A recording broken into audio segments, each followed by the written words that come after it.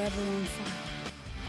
ಇನ್ನು ಶಾಸಕ ಮುನಿರತ್ನ ಅವರನ್ನು ಅರೆಸ್ಟ್ ಮಾಡಿ ಜೈಲಿಗೆ ಕರೆದುಕೊಂಡು ಬರ್ತಾ ಇದ್ದಂತೆ ವಯಲಿಕಾವಾಲ್ ಠಾಣೆಯ ಅಕ್ಕಪಕ್ಕದಲ್ಲಿ ಹೈಡ್ರಾಮಾ ಕ್ರಿಯೇಟ್ ಆಯಿತು. ಎಫ್ಐಆರ್ಗೆ ಪ್ರತಿಕ್ರಿಯಿಸಿ ಕೋಲಾರದಲ್ಲಿ ಮುನಿರತ್ನ ಅವರನ್ನ ಲಾಕ್ ಮಾಡಲಾಗಿದೆ. ನನ್ನ ಮೇಲಿನ ಆರೋಪ ಸತ್ಯಕ್ಕೆ ದೂರವಾದದ್ದು ಅಂತ ಅವರು ಇದಕ್ಕೆ ಸಂಬಂಧಪಟ್ಟಂತೆ ಸ್ಪಷ್ಟೀಕರಣ ಕೊಟ್ಟಿದ್ದಾರೆ. 15 ವರ್ಷದಿಂದ ನನ್ನ ಮೇಲೆ ಯಾವೊಬ್ಬ ಗುತ್ತಿಗೆದಾರರು ಕೂಡ ಆರೋಪವನ್ನೇ ಮಾಡಿರಲಿಲ್ಲ. ಲೋಕಸಭಾ ಚುನಾವಣೆ ಮುಗಿದ ನಂತರ ನನ್ನ ಮೇಲೆ ಸಂಚು ರೂಪಿಸಿದ್ರು. ದೂರು ಕೊಟ್ಟ ವ್ಯಕ್ತಿ 7 ರಿಂದ 8 ವರ್ಷದಿಂದ ನಮ್ಮಲ್ಲಿ ಕೆಲಸವನ್ನ ಮಾಡ್ತಾ ಇದ್ದ.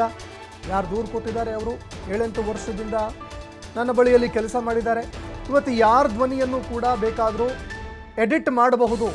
DK ಸುರೇಶ್ ಸೋಲಿನ ಬಳಿಕ ನನ್ನ ವಿರುದ್ಧ ಈ ರೀತಿಯಾಗಿ ನಡೀತಾ ಇದೆ.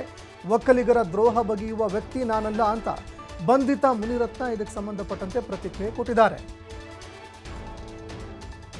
ಇನ್ನು ಮುನಿರತ್ನ ಅವರ ಒಂದು ಮೊದಲ ಸ್ಪಷ್ಟೀಕರಣ ಇದು.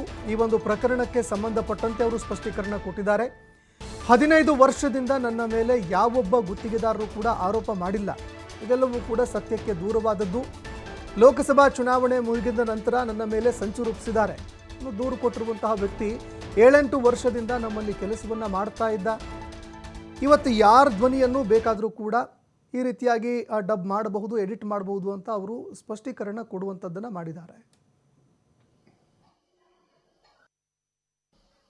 ಎಲ್ಲ ಮಾಧ್ಯಮ ಮಿತ್ರರಿಗೂ ಹಾಗೂ ಪೊಲೀಸ್ ಇಲಾಖೆಗೂ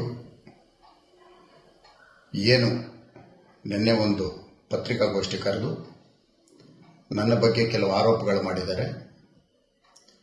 ಈ ಆರೋಪಗಳೆಲ್ಲ ಸತ್ಯಕ್ಕೆ ದೂರವಾಗಿರ್ತಕ್ಕಂಥದ್ದು. 15 ವರ್ಷಗಳಿಂದ ನನ್ನ ಮೇಲೆ ಯಾವುದೇ ಒಂದು ಗುತ್ತಿಗೆದಾರರಾಗಲಿ ಅಥವಾ ಸಾರ್ವಜನಿಕರಾಗಲಿ ಮುನಿರತ್ನ ಅವೇಚ ಶಬ್ದಗಳಿಂದ ಮಾತನಾಡಿದ್ದಾನೆ ಅಂತಾಗಲಿ ಇವತ್ತವರೆಗೂ ಯಾವುದೂ ಇರಲಿಲ್ಲ. ಏಕಾಏಕಿ ಈ ಲೋಕಸಭಾ ಚುನಾವಣೆ ಮುಗಿದ ಮೇಲೆ ಇದರ ಫಲಿತಾಂಶ ಬಂದ ಮೇಲೆ ಆವತ್ತಿಂದನೇ ನನ್ನ ಮೇಲೆ ಬಹಳಷ್ಟು ಸಂಚುಗಳನ್ನ ರೂಪಿಸ್ತಾ ಬರ್ತಾ ಇದ್ದಾರೆ.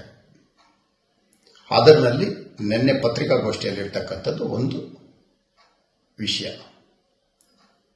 ಏನು ನಿನ್ನೆ ದೂರು ಕೊಟ್ಟಿದ್ದಾನೆ ವ್ಯಕ್ತಿ, ಈ ವ್ಯಕ್ತಿ ಸುಮಾರು 7-8 ವರ್ಷಗಳಿಂದ ನಮ್ಮಲ್ಲಿ ಕೆಲಸ ಮಾಡ್ತಾ ಇದ್ದಾನೆ. 7-8 ವರ್ಷಗಳಿಂದ ಕೆಲಸ ಮಾಡ್ತಾ ಇದ್ದಂಥ ಗುತ್ತಿಗೆದಾರನಿಗೆ ಯಾವತ್ತೂ ತೊಂದರೆ ಕೊಡದೇ ಇರೋಂಥ ವ್ಯಕ್ತಿ ಇವತ್ತು ತೊಂದರೆ ಕೊಡೋಂಥ ಅವಕಾಶ ಇರುತ್ತಾ? ನನಗೆ ಬಂದಂಥ ದೂರಲ್ಲಿ ದೇವರಾಜಸ್ವ ಟ್ರಕ್ ಟರ್ಮಿನಲ್ ಅಲ್ಲಿ ಪ್ರತಿ ತಿಂಗಳು 15 ಲಕ್ಷ ಅವ್ಯವಹಾರ ಆಗ್ತಾ ಇದೆ ಅಂತ ಕಂಡು ಬಂದಾಗ ನಾನು ಒಂದು ಪತ್ರ ಬರೆದೆ. ಇದನ್ನು ತನಿಖೆ ಮಾಡಿ ಅಂತ ಹೇಳಿದ್ದ ದಿವಸದಿಂದ ಪ್ರಾರಂಭ ಆಯಿತು.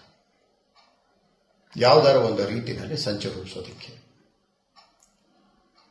ಈ 15 ಲಕ್ಷ ಹೋಗ್ತಾ ಇರೋಂಥ ವ್ಯಕ್ತಿ, ತಗೊಳ್ತಾ ಇರೋಂಥ ವ್ಯಕ್ತಿ ಬೇರೆಯವನು ಅನ್ನೋದು ನನಗೆ ಮಾಹಿತಿನೂ ಸಹ ಬಂತು. ಅದರ ಮೇಲೆ ತನಿಖೆ ಮಾಡಿ ಅಂತಲೂ ನಾನು ಹೇಳಿದ್ದೇನೆ. ಒಂದು ದೂರು ಬಂದಾಗ ತನಿಖೆ ಮಾಡಿ ಅಂತ ಹೇಳಿದ್ರೆ ಒಂದು, ಇವತ್ತು ಏನು ಧ್ವನಿ ಯಾರ್ದು ಬೇಕಾದ್ರೂ ಮಾಡಬಹುದು. ಉದಾಹರಣೆಗೆ ತೆಲಂಗಾಣದಲ್ಲಿ ಅಮಿತ್ ಶಾ ಅವ್ರ ಧ್ವನಿನೇ ಮಾಡಿ ಸುಮಾರು 4 ಜನನ ಅರೆಸ್ಟ್ ಮಾಡಿದ್ರು. ಇವತ್ತು ಬಹಳಷ್ಟು ಟೆಕ್ನಾಲಜಿ ಅಡ್ವಾನ್ಸ್ ಆಗಿ ಬೆಳೆದಿದೆ. ಈ ನಿಮಿಷಕ್ಕೆ ಅವ್ರಿಗೆ ಬೇಕಾಗಿರೋಂಥದ್ದು ನನ್ನ ಮೇಲೆ ಒಂದು ದೂರು ಕೊಡಬೇಕು. ಆ ದೂರು ಕೊಟ್ಟು ಹೇಗಾದರೂ ಮಾಡಿ ಮುನಿರತ್ನನ್ನ ಜೈಲಿಗೆ ಕಳಿಸ್ಬೇಕು. ಯಾಕಂದ್ರೆ ನನಗೂ ಗೊತ್ತಿದೆ, ಈ ಲೋಕಸಭಾ ಚುನಾವಣೆ ಫಲಿತಾಂಶ ಬಂದ ಮೇಲೆ ನನಗೇನೋ ಒಂದು ಕೆಟ್ಟ ದಿನಗಳಿದೆ ಅನ್ನೋದು ನನಗೂ ಗೊತ್ತಿದೆ. MLA ಎಲೆಕ್ಷನ್ ಅಲ್ಲಿ ನಾನು ಗೆದ್ದಾಗಲೇ ಗೊತ್ತಿತ್ತು.